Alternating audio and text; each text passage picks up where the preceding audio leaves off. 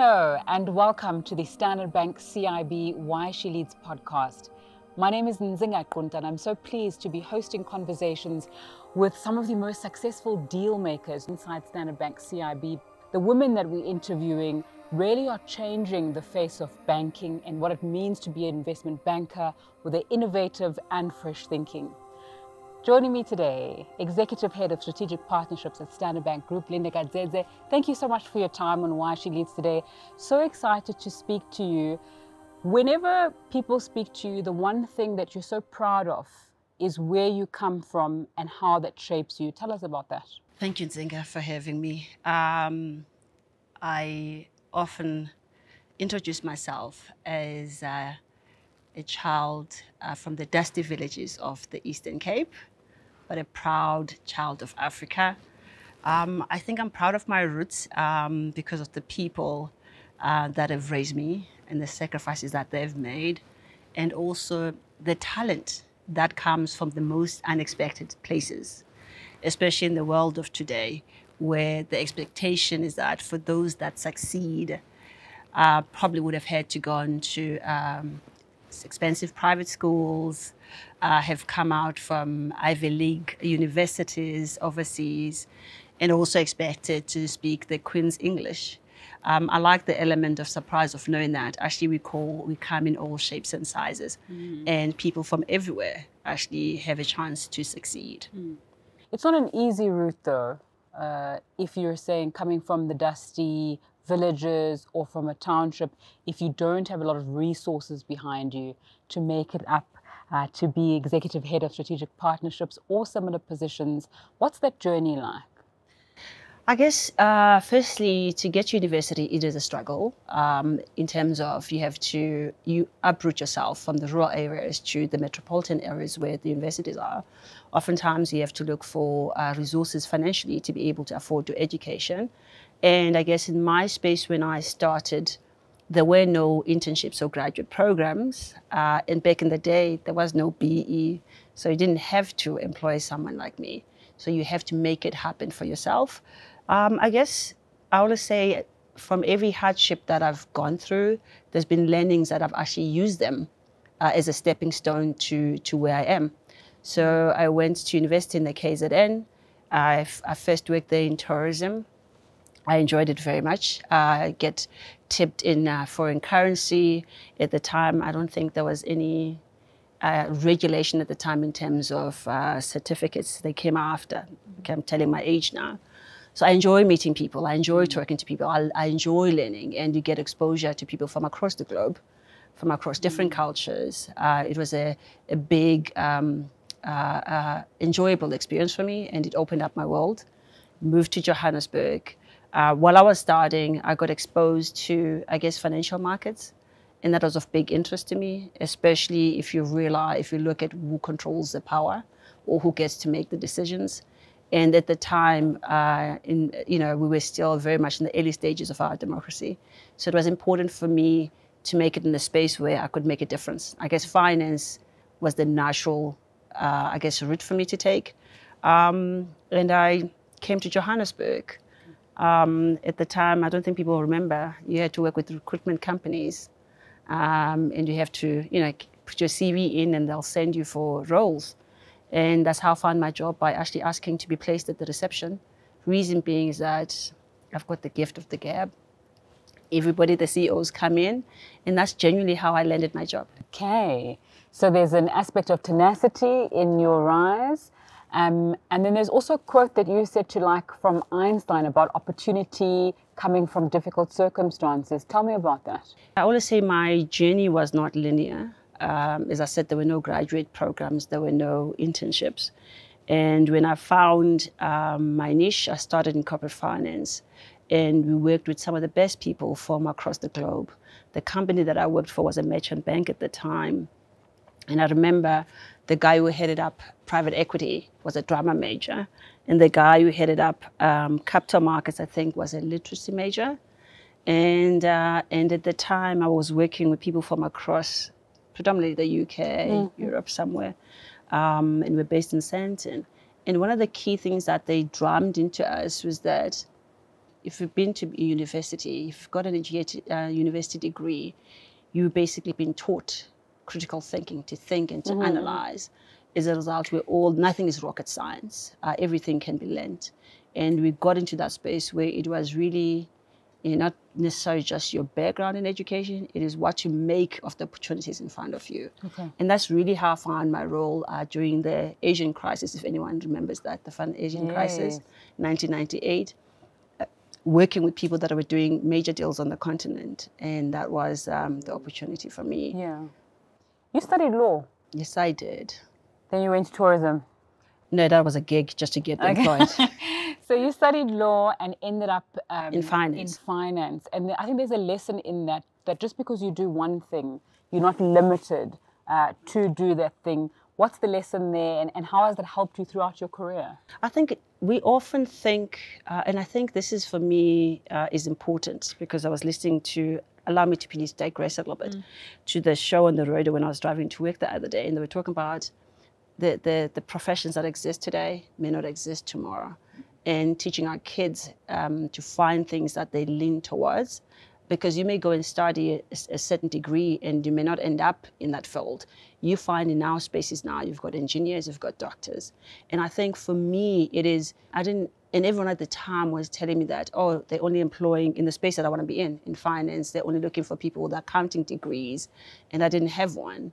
And I guess at the time, the perspective that I had was that if I could get in, I know the stuff that I've got, capabilities that I have, that I know will get me far. And I guess I really got into that space, and I end up having those people working for me, rather.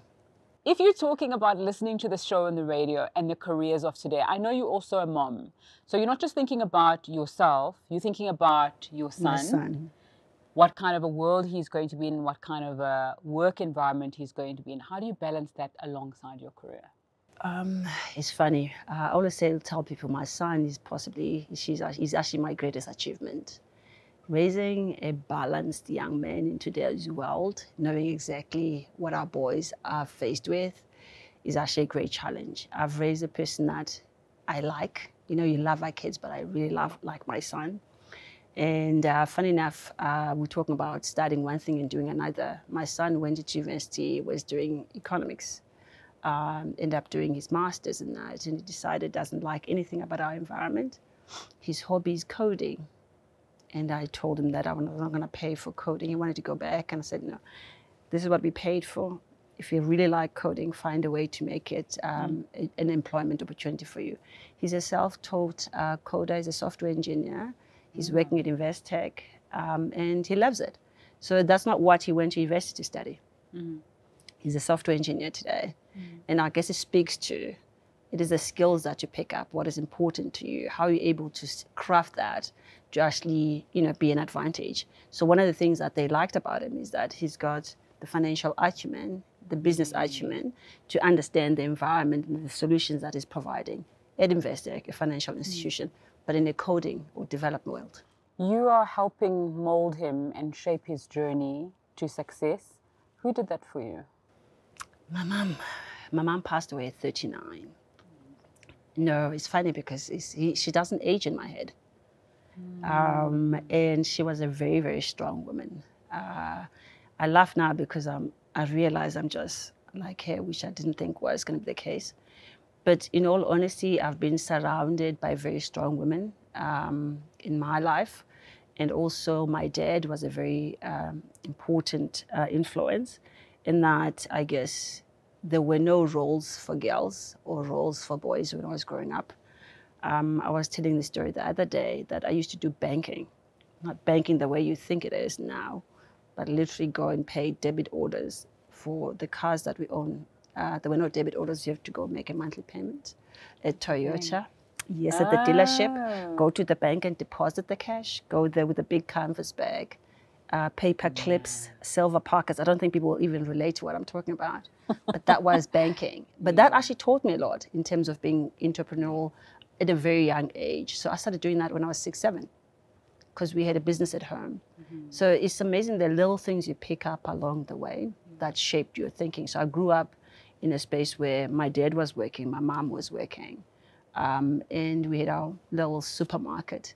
And that was my life. Every day after school, I went and helped at home, and it was fun. I used to have because I was too short on the counter, I used to stand on a step ladder, and I'll be cashing in money, making payments. I guess that's where the love of the things that I do now come from. You were speaking about how in the beginning of your career, it was also the beginning of democracy. And so when we're looking at the financial services sector, particularly at that time, I imagine there were not a lot of people who looked like you. No, which is why I always say to people, representation matters, and the role of mentors is actually incredibly important. And I often tell people it doesn't have to be a person that you know and see. It could be an inspiration story or someone that you read about in the book. So when I started, it was a bit way back in the day. I was the only person of color. I was the only female, and I was the youngest. But I worked with some incredible people. And I think that's where my DNA from a sales and trading environment, because trading is predominantly like a male-dominated field, and it's also like a sink or swim. Is very competitive, and also being in a trading space, and especially I was in equities, you're able to see your P&L and what you make immediately. So there's a bit of a drive in there. There's fun, but also you're driven to do things. So you're driven to find an opportunity, to look for ways to work with your clients, to solutions so that we can get more of their business. Yeah. So it was not, I guess, at a time when BE was a thing. It was, I think the only thing that I can think of that I always say when I think of the hardships being an advantage is that I really had to prove myself, demonstrate my worth, and actually get clients wanting to work with you. And I think for me, that's the best currency when it's not your color, it's not your gender, but it's really what you're able to deliver that draws people to want to do business with you. At the time, if you look back, I was in equities. All the clients were predominantly, if you look at the asset managers back in the day, were predominantly white males. And the only women that are there, I remember Jackie Tetlow at Old Mutual, Heather at Fort Asset Management. But predominantly it was males. And she had an amazing time. Is that not a lot of pressure psychologically then? And in your job now, also I imagine very high pressure as a deal maker. How do you deal with that? My son always says I don't have a switch off button. But the role that I'm currently occupy, I crafted because I saw an opportunity and I saw a gap. And it is the most fulfilling thing that I do. And I always say, for me, it's almost like purpose-led banking, in that the solutions that we craft and the investments that we work on have a huge impact. And that I think that's the biggest differentiator. They're also a solution that we as commercial banks wouldn't be able to do on our own. So there's a landed finance element to that. We're working with DFIs where we can find opportunities on the continent at far reduced cost than we would, and for longer dated tenors. But these are things in student accommodation, in agriculture. And that's the stuff for me that has a real impact. You're talking about food security, you're talking about education, so soft and hard infrastructure, and for students. And so to me, that is, it's hard work, but at the same time, it's fulfilling, it's rewarding. So you're working towards something that you know genuinely has an impact in someone, or changing, making a difference in a space that matters, that will not only be felt by you, but for others to come. Do you think your background plays a part in you crafting that role and trying to make sure that more people who may have a background like you have access to opportunities like you? I come from a place where there are people who are potentially were better academically than I am, but I was lucky enough to be raised by parents that prioritize education. It doesn't mean others didn't, but maybe other parents didn't have the resources to do so. So those people, it's heartbreaking, because I've got people that I grew up with that are looking for work for me to clean my house. So I'm always mindful that whatever we do have to be an opportunity to generate jobs, to be able to afford people education, afford people homes. So it doesn't feel like work when you look at it that way, because you're fighting for something that I wish I had, or somebody else that I know that somebody else is desperate for. So that's the rewarding part. And the background, because I mean, you know, I always say to people, when I go home, I always get filled with so much gratitude. I mean, Johannesburg, I'll complain about the pothole. I'll go home. I mean, I have to stop my car. There's a big rock. It takes me forever to get where I need to. Most people don't have electricity during COVID and during lockdown. Kids in metropolitan areas were studying offline. Kids in the villages did not have access to education. So if you think about that, and you think about if you're doing you have an opportunity to change something. So there's a lot that we can do in terms of bringing about economic empowerment for people and opportunities. And I always say those of us who are educated, we are educated for many, and to those much is given, much is expected. So I don't take the opportunity to be here lightly. I don't take the infrastructure that is Standard Bank lightly, because I won't be able to do what I'm doing. I wouldn't have the platform that I have right now if it wasn't for Standard Bank. And also, what is incredibly important to me is the leadership at the top. I always tell people, I choose to work here. I'm privileged to actually be able to choose where I work, where I am right now. And Standard Bank to me is the boat that I choose.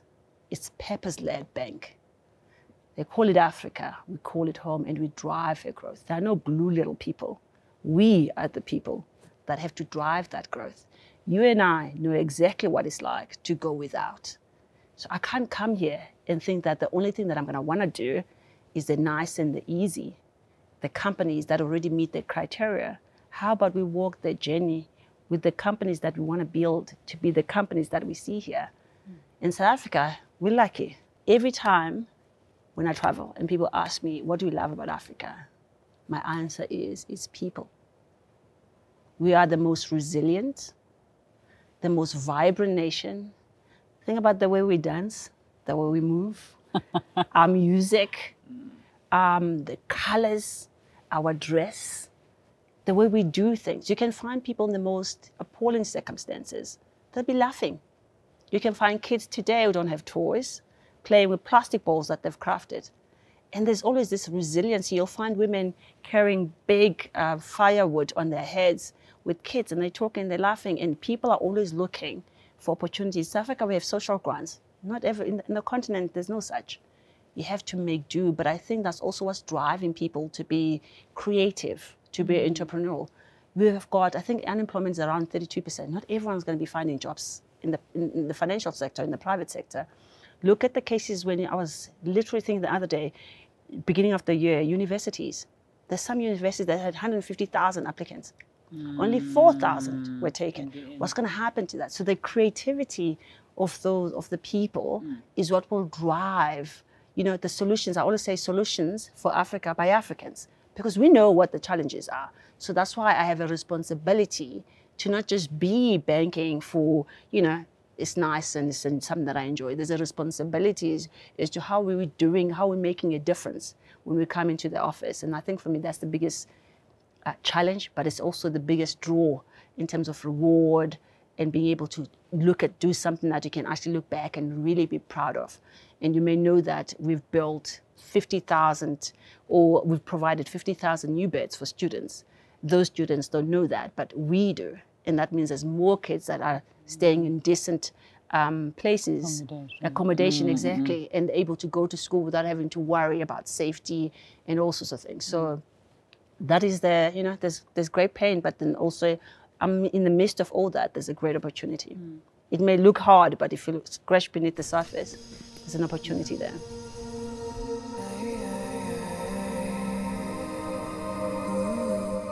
It sounds like your job isn't something that you do for the sake of you know, I have this job, I want to get paid at the end of the month or the middle of the month, whenever. It sounds like you're speaking about the purpose-led vision of the bank, and that's something that aligns very deeply to what you do. And it's not a thing that you're going to stop now. Tell me about that and mentorship, the people who are coming after you, the people who are watching, the people who just want an opportunity to be close to where you are. Yesterday, we had a call with Madame Diop, Her Excellency Madame Diop.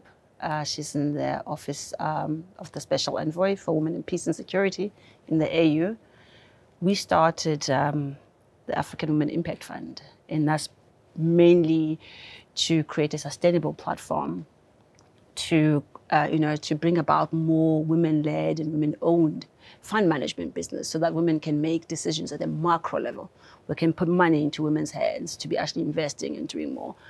And I was looking at this lady. I mean, she is continuously busy, packed, traveling everywhere, yet the role that they play in terms of the fund as the AU and the UN and the African Women Leadership Network, these are all the current female presidents and former, okay, all 5 of them. We still have that place. But the support that we receive for them in terms of advocacy, creating visibility, going out there to fundraise with us. These women are busy. So you look at what they're doing today, they've done so much to bring about so many things, yet they're still with us. We stand on the shoulders of giants. We have a responsibility, you and I, to make sure when we rise, we lift others up and we create more opportunities. So for me, the what next is, as long as there's so much need for infrastructure on the continent, we have not even started yet. There's so much more to be done in terms of the work that we do. So there's still a lot more for me that I think a role that I can play in this space. But from a mentoring perspective, I'm very passionate about women, the gender, and making sure that there's more women in our space. Because I always tell people, it's like, if you leave women behind, it's like you're leaving half of the workforce. And the greatest opportunity is knowing that if you actually have more women in terms of diversity and perspective, would actually be able to lift the GDP on the continent by 10% in 2025, next year. So there is genuine in that, and that's not just from a nice to have or just we need to be inclusive. No, there's a very empirical data in terms of value creation and performance when you have women-led and women-owned businesses. So if you look at where we are, there's so much more work to be done. So I don't think what next necessarily changes. It just maybe is the shift in terms of how I do it. Okay. But there's still a lot of work to be done.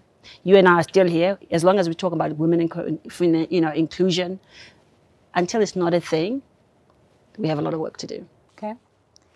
The face of investment banking is changing. Has changed. You're one of the people who's contributed to that.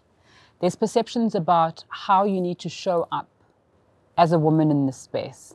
You're in a suit, you look gorgeous, but there's perceptions about what a woman in a certain space looks like. How do you have to behave? How do you have to show up? What kind of a leadership style you have? Tell me about those preconceptions and how you navigate those, and which ones are like, yeah, okay, fine, this might work and this might not work. I don't think anyone who's ever met me will ever think I fit in anywhere in terms of conforming to any particular look. Yeah. I think people will think of us in suits. In fact, the only reason I'm wearing this is because I was at a training. I would have been wearing my flamboyant clothes, vibrant colors from Ghana, from Lagos. Beads around my neck is a representation of my culture. It's intentional as well, because I want my nieces to know that we don't only wear our traditional clothes at a wedding. I'm closer. I carry that with me. So how I show up as Lindeka Dzedze. That's me. That's Lindeka Dzedze, with the way that I speak, the way that I talk, because we have to normalize that. We don't have to look like somebody else. I don't have to behave and look like a man. The reason that is that by virtue of being who you are, there's a uniqueness that you bring. There's a diversity of perspective, of thinking, the ideas that you bring. And I always tell people that I possibly have much more in common with my colleagues, all the black and white, brown males that I work with, than the woman sitting somewhere in Alex maybe because this is my environment. This is what we think about. This is what I do. We socialize. So I always want to make sure that everyone who knows me in the bank knows I'm loud. I always forget and I speak closer to everyone. I mean, my team now even understands, my colleagues from everywhere, because it is, I'm proud of that. And I also want to normalize that there's 11 official languages in South Africa. And it's important that we actually learn each other's languages, each other's cultures. That's how you relate to someone. So you don't have to be something else. You have to be you. Being authentic, being who you are, that's the best representation of yourself and what you can bring to the table, not having to fit in. I think I've never been able to be anything else. And I think for me, I'm proud of that. I think it's so interesting because I would have assumed that in a bank, in a space like a bank, Africa's largest lender by assets, you know, you have to not conform, but there's a kind of we behave like this because we're in an institution, and you're saying that's not a thing. No, people do. I think it's a thing if you want to do that. And I think it speaks to who you are. I travel a lot. And I remember when I bring investors to the continent, I work with MEDA, which is an investment implementation partner for the US government for investment and trade. And we bring investors to the continent, we educate them, we show them impactful opportunities so they can go and advocate for Africa as an investment destination. I remember the first time I met them in 2019, and I always wear African prints. Especially, for me, it's more the norm to have something on my head and actually wear my African prints, because I think there's so much diversity. Like, look at have you been to the fashion show, Fashion Week in Nigeria? The clothes are amazing. So why would I limit myself to one thing when I have so much more to choose from? And I really find that all of them are just, for me, inspiring. It's just something else. But what the story I was telling you about is I met all these investors. I was wearing one of the dresses that was made by a lady who makes my clothes. Her store is called Chicken Posh, Agnes. And I did that intentionally because I know women. And I was wearing that, and everyone was asking, where's that from? I was like, you want to know? I can take you. In fact, I'll call it to come right here. Do you know what is interesting is that those women bought out her entire store. When we went to NASP, which is this big investor conference that they hold in the US, it's got insurers, pension funds, everybody. There was African Week and everyone was wearing. How interesting is that? So you bring Africa to the world. You know, we're not Brazil, we're not China, and we made up of 54 countries. I always say my DNA is from across the continent. I didn't create borders. So yeah, I possibly have a Nigerian blood in me. So for me, I have so many cultures to choose from in terms of clothes and everything else. So why limit myself? And I think by wearing it with pride and showcasing how diverse it could be, how versatile, you know, the fashion can be. I mean, banking and fashion are mutually exclusive. And you go to these places and people love it. And the more you go and the more people wear our clothes. In fact, they thought I was in fashion. They didn't know. But that's the beauty. Yeah. There was a time when it was straight male suit and everything else. I think that has evolved. It's been so incredible learning from you. I know that there's other people who've learned from you, so we are going to hear from them now. Hey Leeds, your most favorite saying is a saying by Dr. Maya Angelou that says, I come as one, but I stand as 10,000. And honestly, I know no one who lives it truer than you do. Leeds, you show up authentically in all the rooms and spaces that you occupy, showing up with the village people, the people of Africa, as well as the causes of women across this beautiful continent that we call home. I am awe-inspired by all that you have achieved and that you continue to achieve. Mabai, thank you. Thank you for standing by me for the last 10 years of my career, both professionally and personally, teaching me that it is possible to succeed whilst remaining authentically myself. I have watched you chart new territories, break glass ceilings, and challenge yourself in spaces that you never thought that you would occupy, doing so whilst remaining true to who you are, leaning into your strengths and working through your challenges. Leeds, you have shown us what Theodore Roosevelt said, that it is not the credit that matters, but the credit belongs to the man in the arena. And boy, oh boy, does the credit belong to you, Leeds. I'm inspired by all that you continue to achieve. I applaud the work that you have done, and I applaud who you are as a person. I am proud to love you, to stand by you, and to shout from the rooftops of how proud I am of you. Thank you, Liz, for everything that you continue to do for me. I love you. That's such a beautiful testament to the kind of leader that you are. Anyway, now you've just messed me up so bad. I think that the impact, I always say, is you rise, bring others with you. Make the circle bigger. And it is seeing her grow and achieving things that she never thought possible.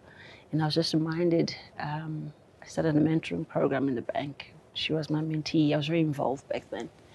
And she's actually, most of my mentees have ended up becoming almost like my daughters.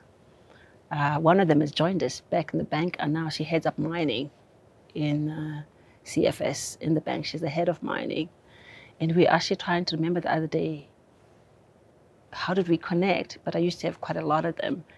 But I'm inspired, and I learn from them, and I learn from her every day. And I'm inspired, and I just think it's more what every time when I hear and I see them do what they do, and I think where they're starting from is way better than where I was. And I always tell them that whatever we've done, they can go so much further. And it makes me feel so encouraged, so inspired. Sibusiso Xaba is the CFO for TXB, invited me to they call their junior Menko. In fact, they're changing the name to a developmental Menko for the finance division. And I was just meeting these young people. And I was just thinking, the future is so bright. People don't know what's coming. The continent, if you look at just the value, the people, the future leaders that we have, and I see of how so aware, how plugged in, how alive they are to the possibilities. And I always think, I wish I could, live long enough to see them do all these amazing things. And it makes me feel so happy, so encouraged, so inspired, because I know that I hope we do something that leaves the world a better place for them, and they can change all the narrative about Africa. Thank you so much for your time and just being so open, and for your leadership, for the things you're doing for the people who are coming after you and sharing your insights. This felt like a masterclass, 25-minute masterclass. I love that I'm looking at you and you've got your dugu on. I'm like, look at us. Who would have thought? Yes, thank you. No, thank you.